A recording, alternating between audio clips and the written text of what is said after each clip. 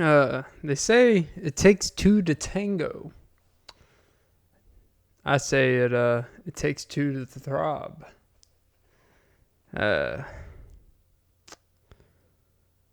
I guess I'm still fingering it out. Okay, you know, just a little demon coming out. But yeah, the fruit is gushing. Oh, it's that citric acid. Oh, papaya. Just gotta find the uterus. Welcome to episode 169 of the Often Be podcast with Clint Nelson. I'm your host, Clint Nelson. Recording this at 1:55 a.m. Eastern, September 14th, 2022. So, yeah, that's what's happening. Finally making some time for the pod, I noticed that when I shower, I like to make it rain on you. Which, by the way, an underrated thing I didn't even realize. I didn't even realize my shower head had different options, little different patterns. I guess like little speed stuff that comes out, you get a more well-rounded, like a sprinkle, or you could get a poof, poof, poof, like just a dash. I guess some things are better than the washing machine. Okay, this obviously wouldn't be for me, for the ladies. Oh yeah, don't forget to like, follow, comment, subscribe. But most importantly, ladies and gentlemen, suck some titties. And just in case we have a guest for today's pod. We have a frequent revisited guest. I decided to invest in some Ghost energy drinks. See if it'll help my, stuff.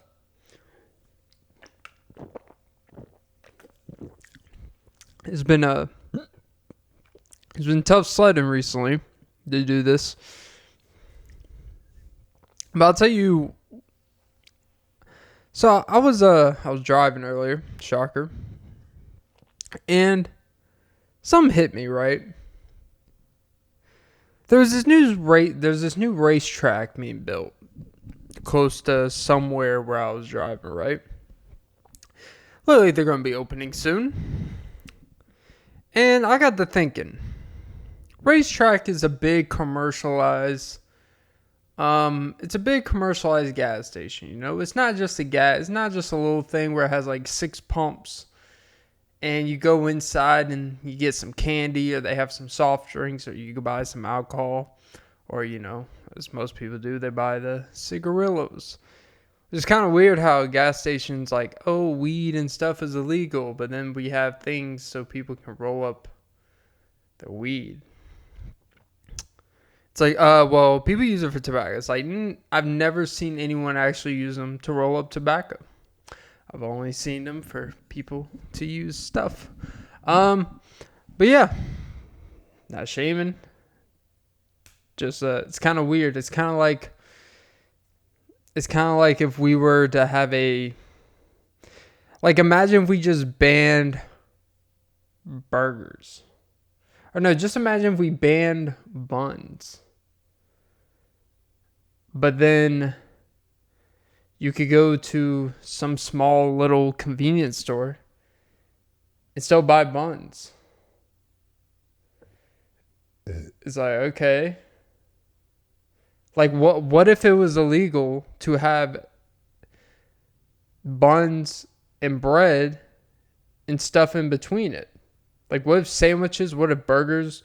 What if everything? What if those things were illegal to have? Like, what if you were seen eating a burger and you were get arrested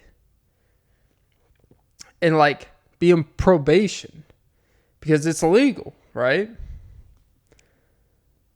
But we still sell the buns for people to be caught eating something illegal. That's the way I look at when you see these cigarillos and rolling shit for people to roll their drugs. But yeah, neither here nor there. It's kind of a weird thing. It's like if something's illegal, then why is there even access to make performing the illegal stuff easier? If they really quote unquote cared about the crackdown on drugs, which obviously they don't, and they shouldn't, because it's not that big of a deal. Drugs has always been this overrated thing. I don't think drugs is the epidemic of what's wrong in society. I think typically weak people. Jeez, that sounded bad. But you know what I mean. And so the weak, the famine as they say, they will get caught up in the life cycle. And it will be survival of the fittest, and weak people will be easily gravitated to things that help disappear, that will help them escapism type of thing. And typically we people that have given up on life will gravitate to those things. So I actually think it's good that they're available. It makes the competition lesser. Druggies will find other druggies to inhabit their druggies, and us non-druggies will, still find a way to, find other addictions in the process. Love. But no, as I was thinking, racetrack and quick trip, like, let's have a versus battle. Like, fuck Ashanti versus, Monica, or Monica versus Brandy. It's like, who cares? Who cares about Boys to Men versus, 112? Who cares about Usher versus anyone that he would destroy in the verses? Who cares? The real verses we need is Quick Trip versus Racetrack. To me, and I started thinking, Quick Trip has been always a little bit more established. Quick Trip has more variety. A little bit more trustworthy. It's got like an old soul attachment to it, right? You can find quick trips with free air you can put in your tires. You can't find that at racetrack. Every racetrack, you have to pay for air. Huh, what does that sound like? Burger King. Every Burger King, what do you have to pay for? No matter what. Cheese. Air equals cheese. Air in your tire equals cheese. Quick Trip is just like, it's included.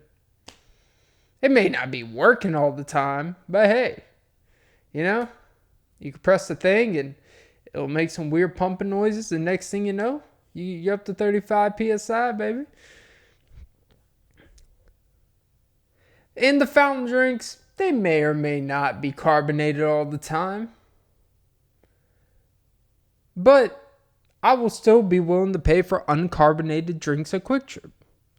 Because there's a variety. They got so much offering. They got slushies. They got frozen hot chocolates. They got like smoothie. They got these weird, unnecessary amount of shit that I know 90% of people don't actually drink.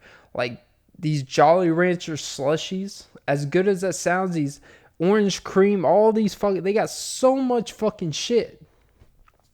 They pour they have 18 fucking teas, green herbal tea, like these energy power, ginseng, honey tea, like in these brew peach teas. It's like, damn, like they go through a lot of trouble for shit that I've never seen a person get any fucking tea from Quick Trip. I'm sure it's good, but I've never seen anyone get tea from Quick Trip. All right. Now, I think Quick Trip is the McDonald's. And Racetrack is Burger King. Burger King is always like, it's like, man, like, there's got to be really nothing else around for you to choose Burger King. But, you know, they keep up with the Joneses. They have nice advertising. You know, they have an appearance. They have a crown for, you know, as their thing. Have it your way. And they got a lot of similar stuff as Quick Trip. Racetrack has a lot of similar stuff as Quick Trip. Burger King has a lot of similar ideas as McDonald's. But it's just not. Like, yeah, they have the Thousand Island sauce and some of their weird burgers that I'm sure is actually bigger in size. But it's just not. There's just something. Like, Burger King just feels like you're down on life. Racetrack, for some reason, I just don't feel when I get gas from there. I don't feel I get all my gas. I have no proof of that. It's just a feeling. Racetrack is actually too clean. Every time I go into a racetrack, it is too well put together. I don't like that. Sometimes you go on a Quick Trip, it could be a mess if you go at the wrong time of night. They're always clean. They're always like taking stuff out, restock all this shit. Like, they're always keeping it going. Racetrack, it always seems like, when did you guys stock everything? Maybe people just don't go there. Like Burger King, I don't think a lot of people actually go there. If you've never seen a line around fucking Burger King, I've seen a line around McDonald's there and back. I've never seen more than like 5 cars in a Burger King drive-thru. Never have. I've never seen a racetrack full of fucking cars. I've never seen a racetrack. I've never seen someone actually wait behind someone at a gas pump at racetrack because it was that busy. I've seen people wait 18. I've seen 3 cars wait for a gas pump at Quick Trip.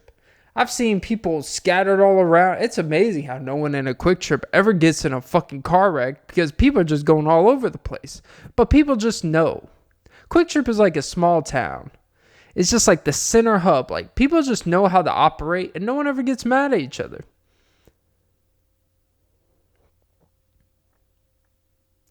Racetrack, there could be like 8 cars in their 28 pumps. I've seen a couple accidents at a racetrack. Because people at racetrack are fucking idiots. Alright? I have no proof of that. It's just a feeling. You know? I don't actually do facts here. It's just a feeling. Racetrack, I just don't feel there's the effort. I feel they want this feeling of pristineness,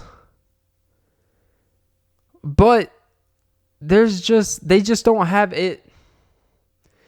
Burger King wants to feel like they're, and like Burger King, they want to have amazing variety. They want to have it, but they just don't. They're a copy and paste of McDonald's without the essence.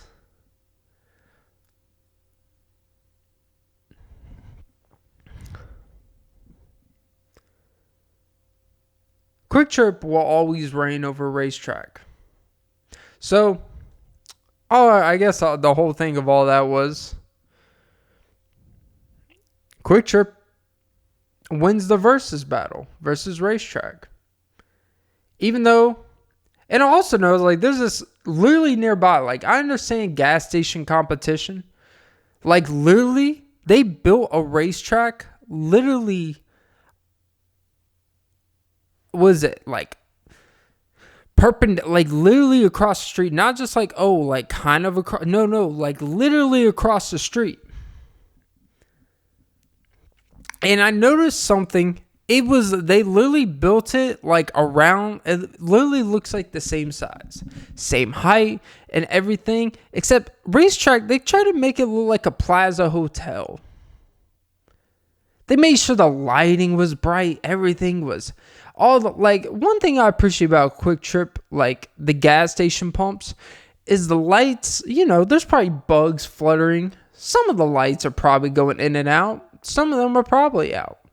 Racetrack, I feel like every week they make sure, they always have someone making sure everything's up to date. They always got the maintenance on point. They got everything clean and everything. I'm pretty sure they even fucking make the wipers outside that should be disgusting, people wiping their cars. I'm sure they even make sure they always got clean water. And I just don't like that. My gas stations don't need to be the most up to date. I actually like it when it's missing a couple light bulbs. I actually like it when it smells a little iffy. I actually like it when there is some trash on the inside on the ground. It lets me know a lot of people come here. And if a lot of people go somewhere, it's because there's a comfort level. And at racetrack, I don't feel comfortable. I just don't. You know how Quick Trip, you notice how the signs on Quick Trip, you'll see these amazing salaries for something like, damn, to be a clerk at Quick Trip, you start at $19.34 an hour. To be an assistant manager, you get $53K a year, just if you, it's like, damn, I never see those things at racetrack. And you know why I think the relatable aspect is, you can say what you want about people that work at McDonald's and stuff. When you work in corporate and shit, from what I know, you can make a pretty decent living when you get to those higher corporate levels and assistant manager and shit. You make some. You never hear that for Burger King. No one's traveling for their job at Burger King to other locations to better the other location. Burger King doesn't care to better the next location. They can barely get one location to get something going right. Alright? Obviously, who's ever in charge don't know what the fuck they're doing. Because someone, you know how people always say, if I was the president, the first thing I would do. If I was the president of Burger King, the first thing I would do is free cheese for a whole fucking year. Everyone gets free fucking cheese. You want 5 slices of cheese on your fucking Whopper? Have at it. It's free. It's on us. To make up for the years and years of the audacity and ineptitude to charge people extra for cheese when you could just sneakily include it in the price that's already overpriced anyways. It's like $5.78 for a fucking specialty burger, whatever the limited edition burger is. It'll be some smokehouse, whatever the fuck. They're always doing too much, their Southwest shit. They're always doing too much with these fucking sandwiches. And then the combo's $9, $10, or $11. And it's always just A combo at a fast food should never exceed $8. And honestly, shouldn't really exceed $6 or $7. But I understand with inflation these days, the cost of shit, fine. We'll just say $8 fucking dollars. If you get one of the expensive triple quarter, whatever the fuck shit. But unfortunately,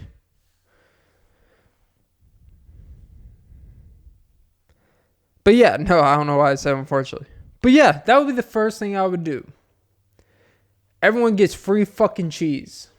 Because you know what it would do? It's marketing 101. It's taking accountability for the horse shit we have put on you guys and realizing our wrongs. And we're going to actually make it right and have it your way. Because there's no way about having it your way when you have to pay extra for something that should be fucking included. I feel like this is the 8th time I've addressed this cheese shit on this pod. But it's a real thing. Oh, look at this entitled person feeling like he doesn't have to pay for cheese. It's you're damn right. Unless I go to the grocery store and buy fucking cheese, it should just be included. I should not have to make an extra emphasis to want cheese. You should only make an emphasis if you don't want cheese. And you have every right to not want cheese. But I want cheese. Jesus. And I'm grilling that cheese because I'm making you smile, baby. And I grill them cheeks. All right.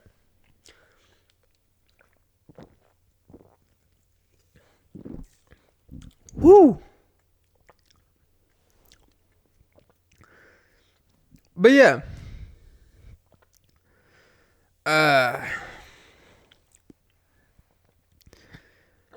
Quick Trip 1, Racetrack 0. And that's the versus battle for this week. Maybe I'll do a versus. Maybe I'll do a versus of two establishments like every other weekend or so, or every pod. I don't know. I don't know how often I do the pod anymore. So I can't really say every week I'll do one because I can go 1 week where I do 4 episodes, the next week and do none. I don't know. But yeah. So yeah. The end of that segment. McDonald's is Quick Trip. Burger King is Racetrack. And no one wants to be Burger King. And Racetrack, you're never going to be Quick Trip. It's just the way it is. All right. Next segment. Or not next segment, but you know. Actually, I think I wrote some topics.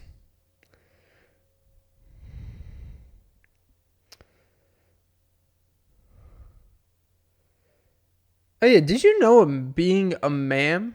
So I was watching, I think I mentioned it the last episode when I watched like the public, like I went on a public freak out YouTube binge of shit where you watch public freak out vids. And apparently there was one instance in a video where a lady was mad and brought to a woman's attention because she did not want to be called ma'am. And the lady said ma'am to her in a polite way in this simple situation. But apparently, being called a ma'am is a reference to a female pimp. Like, I guess if you're like a female pimp is what you would call a man. So I guess I've been calling elder ladies pimps this whole time.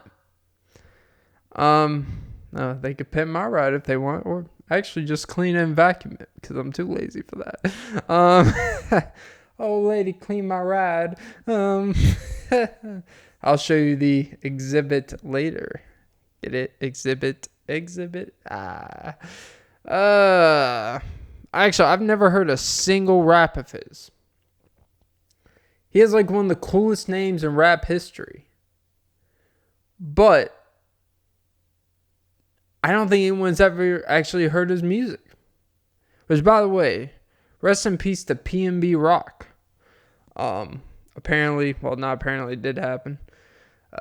He got run up on while he's eating Roscoe's Chicken and Waffles in LA, I think. California, essentially. And his ops got him. And I'm not saying be funny, like, that's how people refer to it. And there's a lot of controversy around the situation because his girlfriend, who he was eating there with, posted on Instagram a picture of the food, as the ladies always do. Post pictures of the food, and then had the audacity to post the location, like literally in caption, she put Roscoe's Chicken and Waffles. And everyone knows she was his girlfriend. So when people are out to get you and run up on you, they follow certain people that you're close with. And if they ever see where your location is, that's how they come and get you. And, well, they did.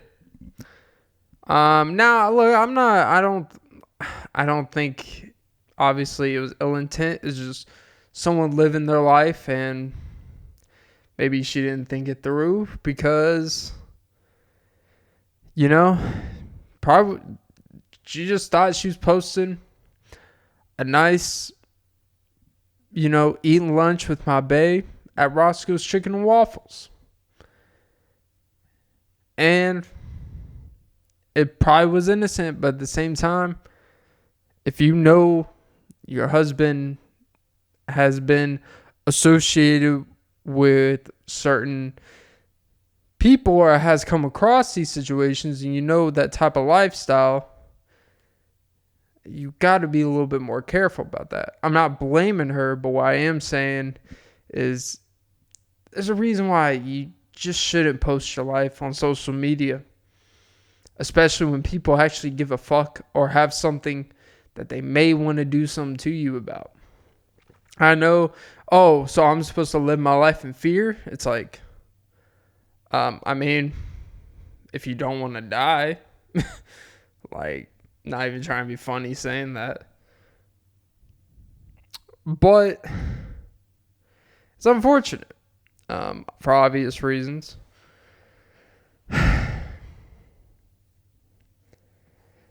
And it was weird. Actually, I found out, and they mentioned, I haven't seen it yet, but apparently he went on DJ Academics, his podcast, Off the Record, like a week or so before. Or it was posted a week before. Now he probably was on it a week before that or whatever. And then the episode came out. Basically, he was on the show not long ago, like literally within a couple weeks probably. And he literally talked about, because when all this stuff happens, like, holy shit, breaking news and stuff, and then someone covering it was, I think I was watching The Breakfast Club. I watched like a 7-minute YouTube clip they posted about it, where they talked about on the show, whatever, and they, and apparently on the show, he mentioned how he was talking about a similar instance that happened, like a year prior, or during the pandemic, where he got run up on or whatever while he was eating or while he was out to eat with his family, and nothing happened apparently, but he basically said, hey, I don't play that shit, type of stuff, and I guess he got scot-free away from it. Now what I will say, and what will probably happen now, as because there's always been controversy around DJ Academics with kind of the stuff he covers and how much he kind of, you could say, he's too comfortable putting out. If you really think he could be like a slightly, I would say, less severe version of the criticism that DJ Vlad gets. DJ Vlad will just have people come on and they just incriminate themselves. Now, granted, they incriminated themselves. I'm not a belief that you're responsible for what people say on your stuff. But you know what you're getting when you invite people, type of thing. And you probably do have in certain situations like that legally, and especially people that are part of very dangerous shit, you probably like, hey, I don't know if we should put this out because people might come after you, type of shit. Now, so I think DJ Academics with this stuff, he might start getting like real criticism for this. Because obviously with the Tekashi 6ix9ine stuff, everyone knows about that. He's had people on his show, or really just stuff he talks about like on his live stream. Especially when he used to do, he still does Twitch, I think. But I don't watch Twitch, but I've seen the YouTube clips and stuff. I mean, he goes in and he just talks about like the very inner type of lifestyle of that shit. Whether it's gangs or violence or whatever. And started talking about the Chicago old block, like getting real deep into this stuff. A lot of gang activity, a lot of like real shit. And typically with rap, there's a certain connection aspect. Because a lot of people come from these backgrounds, like real life backgrounds. That's why they talk about it in their music. And that's why King Von, for example, shit happened.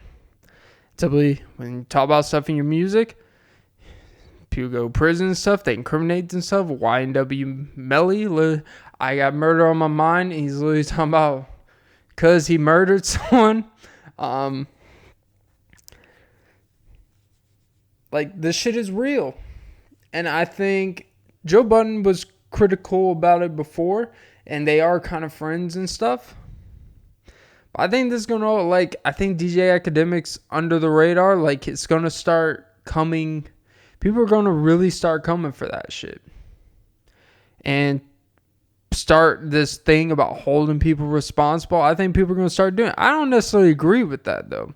I don't necessarily agree that's how it should go, but I think that's what's going to happen because we always feel this need nowadays to hold people accountable and responsible for stuff that happens on their show, of what people say on their show. It's like, if you know what, if you just don't want anyone to say anything controversial, then just have boring ass people with PR groups that are trained to only say like they're at an NFL press conference and you want Russell Wilson type of person. Be my guest. It's going to be very uninteresting.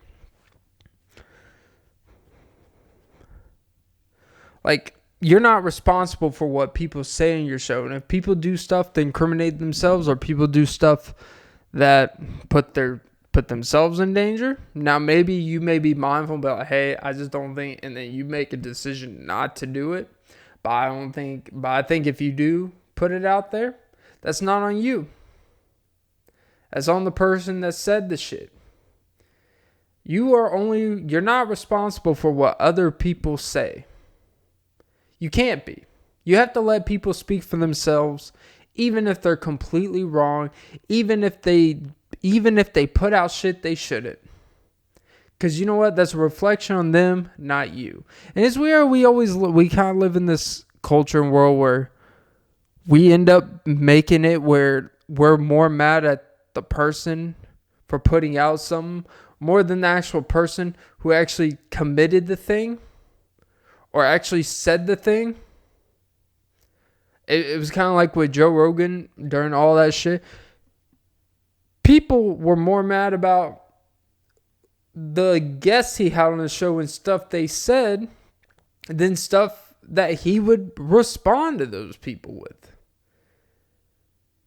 Like, oh, well, you give your platform. It's like, yeah, I let these people, because you know what benefit when you have a platform that's big, when you have like an academics or Joe Rogan type platform, is that this obviously doesn't apply to P&B Rock or anyone that says, incriminates himself type of thing. But, I think, let's say there is a villain type of person, right? Let's say there is a person that is an idiot, or a person that people don't like or is deemed to be problematic, right? Well,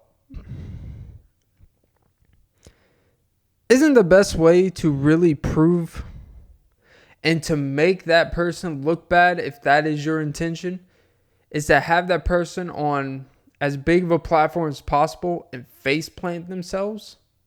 If they are actually being interviewed by someone who's going to push back, or be interviewed by someone that's going to just let them speak and make themselves sound. Because, I'm a believer that if you really want to know what someone thinks about something, and you really want to see how dumb someone is, just keep letting them speak. The more someone speaks, the more dumb they typically are. This is human nature. So, I do think this is going to be one of those things that it's going to kind of put these big shows and these big podcasters and these big radio people on like fragile stilts with this shit. And they're going to be very apprehensive for what they put out. And it's going to only be, honestly, the only people that are going to suffer is the audience, because, we're just going to get a lot of regurgitated, boring shit. And we live in this world of realness and shit until we get it, and they're like, well, that we shouldn't put that out, you shouldn't say that. It's like, then basically everything's just going to become PR and filtered, and everything that podcasting was supposed to be ends up not, because it's just going to turn in the radio, which is everything that gave it the advantage over radio. But if it becomes so big and commercialized and every fucking podcast is advertisement and stuff, there's going to be a lot more commercial break. And it's basically just going to be a radio show, and you just have a little bit more convenience to it. That's why I'm kind of afraid of about this shit. Is that I don't feel podcasts are going to be uncensored as time goes on. Especially the bigger the show is, because there's just too much more, I guess, to lose at stake. And you put certain things out there. In this case, people's lives are literally at risk. So yeah, I don't know who, I don't think it's fair to blame her, because I honestly believe she was just posting. She was just posting a nice lunch, that's what people do, Social media is, you post, this is where we're, this is what we're doing, But I would say if you are with someone that that has that type of maybe even tie, or maybe even at risk of someone coming to do some shit,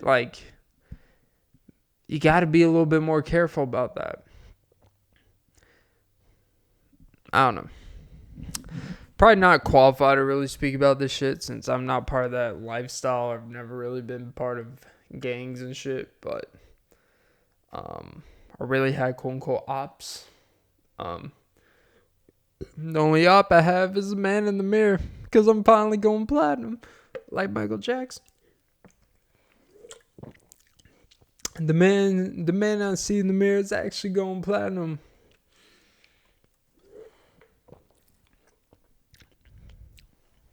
But yeah, rest in peace to P&B Rock.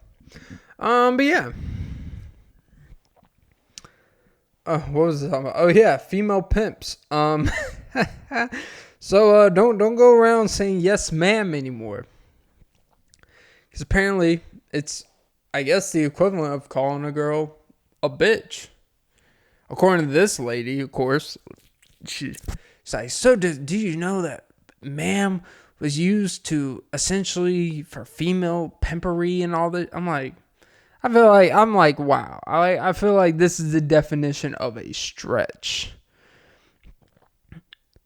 Like, if someone says yes ma'am or no ma'am to you, and you are over the age of 30 and they are younger than you, get over it. It's not, forget the female pimp, because obviously that lady is just one of, always wants to find a problem with shit that's not really there. Always wants to go back into history, but not sure if what she's actually saying is actually accurate revision of history. But these people that hate ma'am and sir, because I grew up, I mean, it wasn't like you always say that to people, but it's just natural to say to someone older, even a teacher, that was normal. Especially if it was an older lady, be did you, and you just say yes ma'am. You go out, you go to eat, and you have a waitress that's, an adult lady. You say, yes, ma'am. It's oh, did you want the chicken tenders? Yes, ma'am. When you go to grandma's house, yes, ma'am. Not for a second would I think the word ma'am is indicating that you're being pimped out, or that you're the pimp. Not for a goddamn second. And then, apparently, there are guys who don't like being told sir. And I think it's this whole thing of you just don't want to feel old. So hearing those words, yes, it's typically an elder statement. It's typically something you say to elders. No one's saying yes sir to me. Well, maybe in certain capacities, daddy. I don't know what I would say. I'm going, yes, sir. Now, look, if you're in the midst of, a heat of a moment with a lovely lady, and you say, yes, ma'am, just like that. Yeah, that may be a buzzkill. There's a reason why I like to people refer to him. Oh, yes, daddy. Not yes, sir. Yeah, that is a little weird. That if some girl said yes, sir to me, I'd be like, in the midst of that, I'd be like, ugh. But like, if I'm a waiter somewhere and I'm bringing out someone's chicken pot pie, you better say yes, sir. I don't care if I'm 26. You tell me yes, sir. I don't care if you're older than me. Yes, sir. You just say it. Because it's weird just say yes. Yes. It's like, that's weirder than you have to add. You have to finish the sentence. And it's a simple word. Ma'am and sir. It's a simple 2-word sentence. And it tells you, yes, ma'am. Yes, sir. I would like that. I wouldn't like that. That sounds great.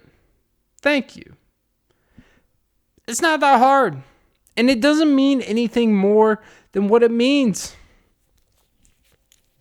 I understand words can have a deeper meaning behind everything. But then you're going to be one of these weirdos on TikTok and Instagram that wants to feel like you're so educated, that wants to feel like you understand something, that everything has a deep-rooted historical context that's problematic.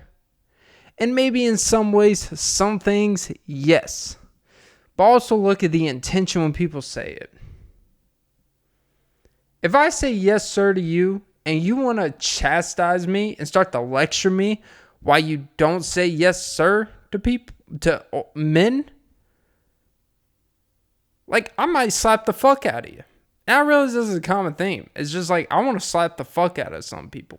Because it is people doing the most when I'm saying something in reverence to you and your established state, and is the ultimate moniker of respect towards you as an individual, as an elder. How am I supposed to respect my elders when then I call you bro or dude or my bitch? It doesn't have the same ring to it.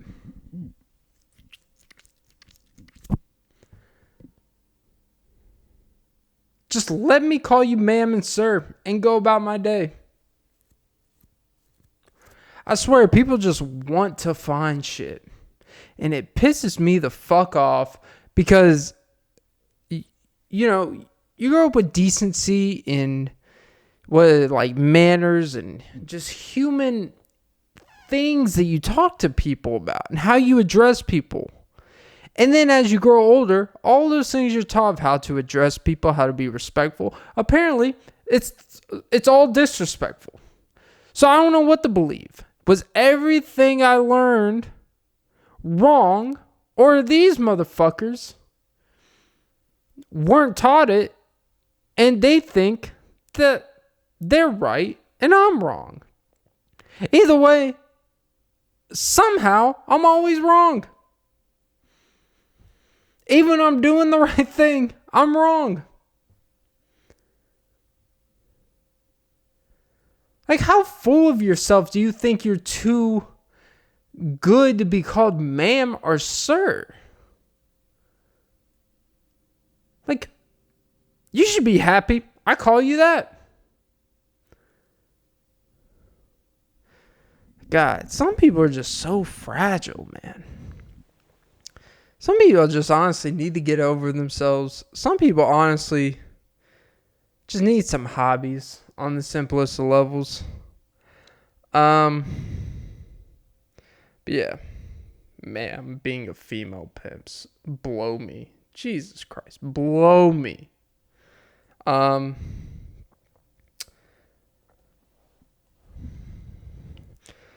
So marriage counselors. I think marriage counselors are scam artists. Yeah. Because my belief is if you have to go to marriage counseling, it's done for. Because here's why. Why do you need to pay someone hundreds of dollars to tell you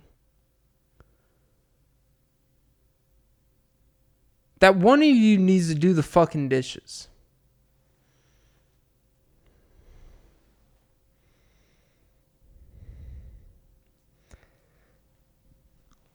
Marriage counselors get bank all because you two can't figure out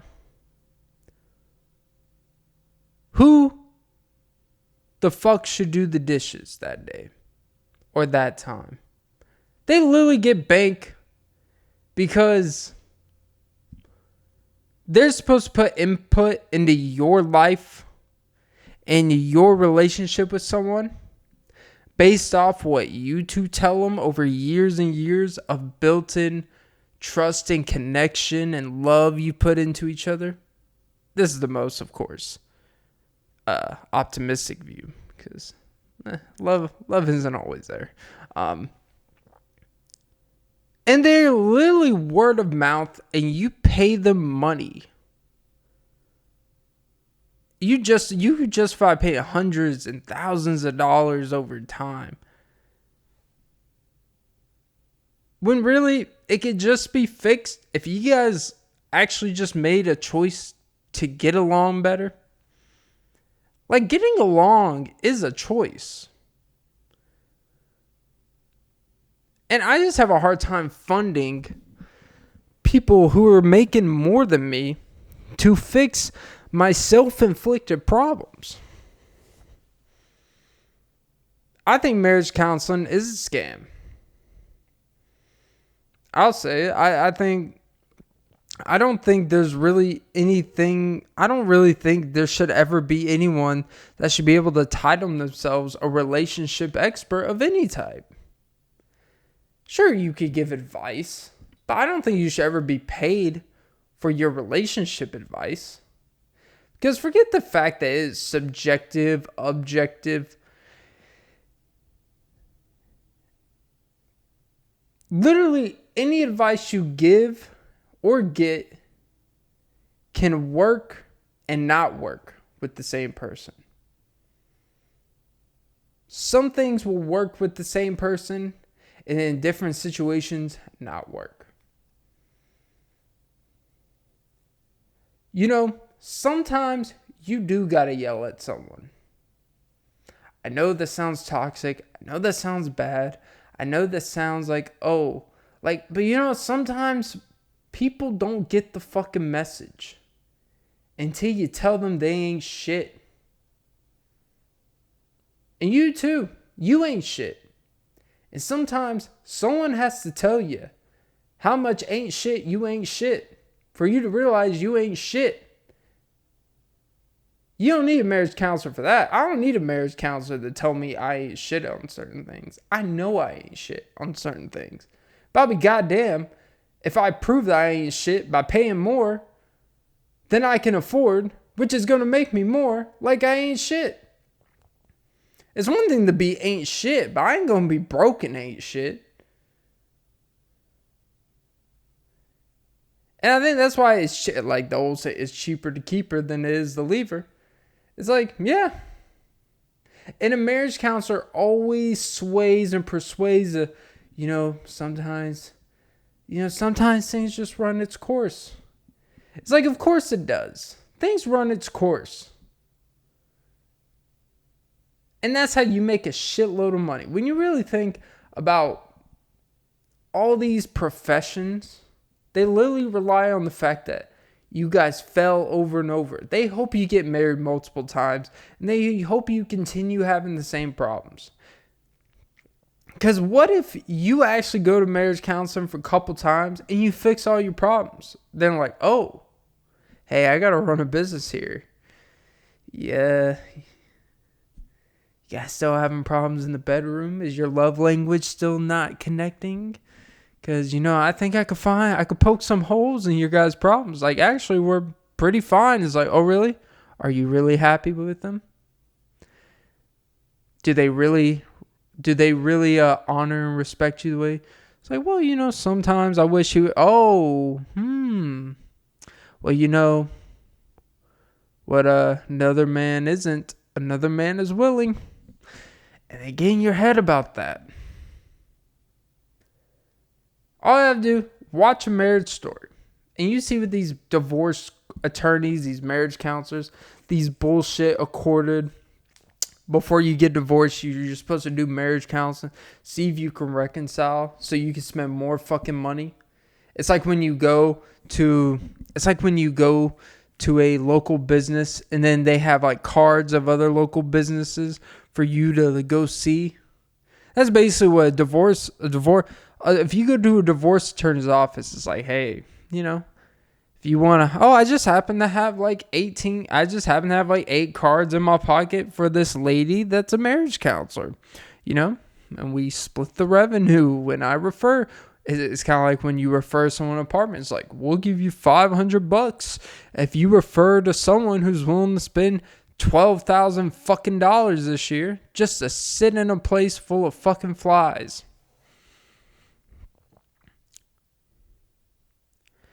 It's basically, that's their referral system. It's nothing but this intertwined money pit. And because people are desperate to be in love, and love is the most powerful drug, and possibly walking away and realizing, you know what, this ain't it anymore. They're like, well, you got to spend like $7,000 to make sure it really ain't it, You don't want to, just let go of everything that you guys worked hard for. It's like, well, obviously, when I busted 8 girls' guts in the process, I think that kind of did it. For some reason, I don't know why she doesn't trust me anymore. Guys really ain't shit sometimes.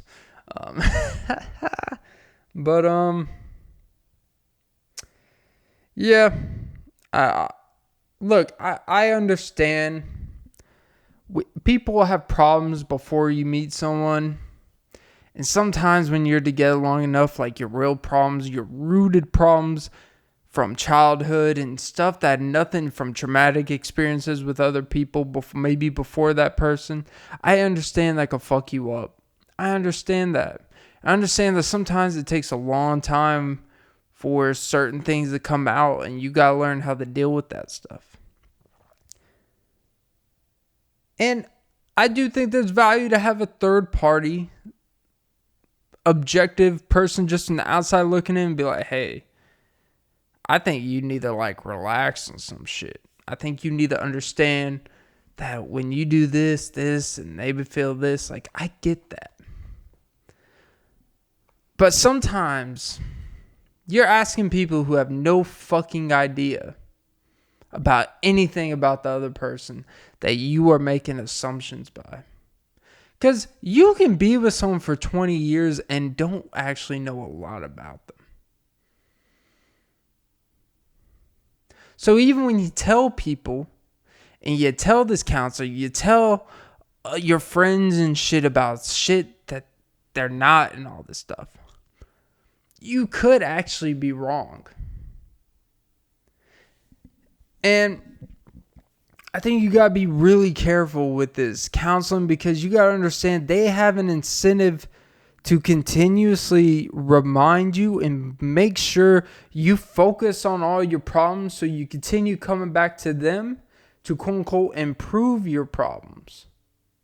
And then if you feel like they're helping you, you're going to be afraid to disattach from the counselor that makes you guys on the same page. When in reality, if you two were just grown adults and just talked about shit and just fucking got your shit together and learned how to not overreact and learn how to actually just be productive human beings, you wouldn't need a random ass person who lives in a nice house and makes more than the both of you combined to tell you, I just think you should stop stressing over finances as I'm taking $300 for this hour.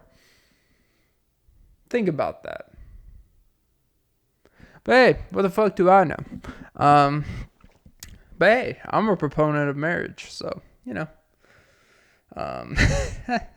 typically people that would tell you all that would be like, oh, I'm anti-marriage and all this shit. It's like, nah, I'm actually for marriage. I just think you shouldn't have other people tell you how to fix your shit. Because I think all that shit's internal. I think all that shit, it's a deep look inside when you have issues with yourself. And sometimes when you invite another person into your life, you got to be able to identify when you're having problems. How much of it is stuff that has nothing to do with them and stuff that is directly them making you feel that way or is triggering something. I think to me, and I think everyone does it incidentally. It's human nature. And when those things happen, it's okay. You just got to be able to be willing to be like, hey, I understand this is not just you. It's just when this happens, it triggers something in me. And so at least the other person doesn't take it always so personal, right? And I think when you see with a lot of people and their relationships with people, based off the stuff they complain about, bitch about, publicly they bitch about, or privately to their friends, when you really listen to what they're saying, I always kind of like really read in between what they're really saying. It's really people that just want to find something wrong. And I hate to break it to you, if you want to find something wrong, you can find something wrong in anyone. And I mean that in any facet of life. If you keep looking, you will find something. And I think ironically, counseling is supposed to bring people together. That's the intention. But actually, I think all it does is cause more division. Hence, divorce, division, DIV.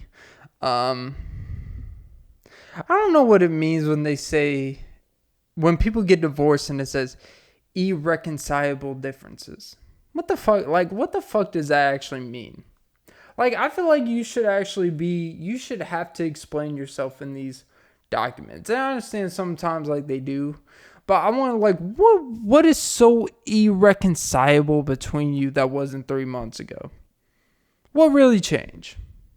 Because the same irreconcilable differences were there months ago. Nothing drastically changed. It wasn't a life tragic event. It's just like we don't get along. Irreconcilable differences. Do you like actually understand what that means? That means that something you do makes me legitimately not want to be around you in any capacity, regardless of this great love and unionize we've built together. Like, it's crazy how, like, and it's not just like people that were together for 4 months, got married too soon, and all of a sudden irreconcilable. Like, that's self-explanatory why that shit goes wrong. How are you together with someone for like 8 years, we'll just say? And it's just like irreconcilable differences. What the fuck does that mean?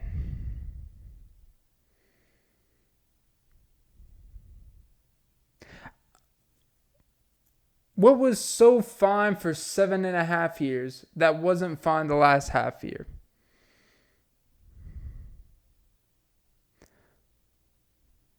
That's all I want to know. That's all I want to know. Irreconcilable differences. I've always found that's one of those bullshit. Sometimes people just grow apart. It's like, really? Because you both are literally like in the same virtual place in life. If identical of your genders.